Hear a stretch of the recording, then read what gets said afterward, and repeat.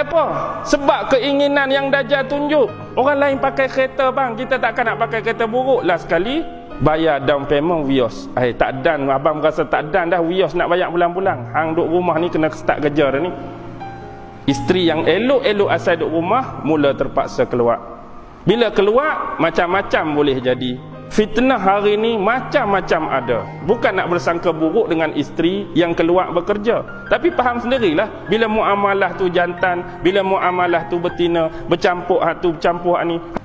Ni yang jadi bahaya sekarang. Memang itulah kehendak dia, nak suruh semua isteri kita keluar. Dah tak mau keluar macam mana? Hang nak kereta besar, hang nak motor besar, hang nak rumah besar, hang nak TV besar. Kemampuannya kurang daripada tu, tapi nak macam-macam. Itulah jadi dia. Biar sedar diri sikit. Keinginan tu melebihi daripada pendapatan kita. Gaji 1,000 nak pakai kereta Ferrari, nak pakai Mercedes. Bukan tak boleh pakai kereta, tapi agak-agak lah.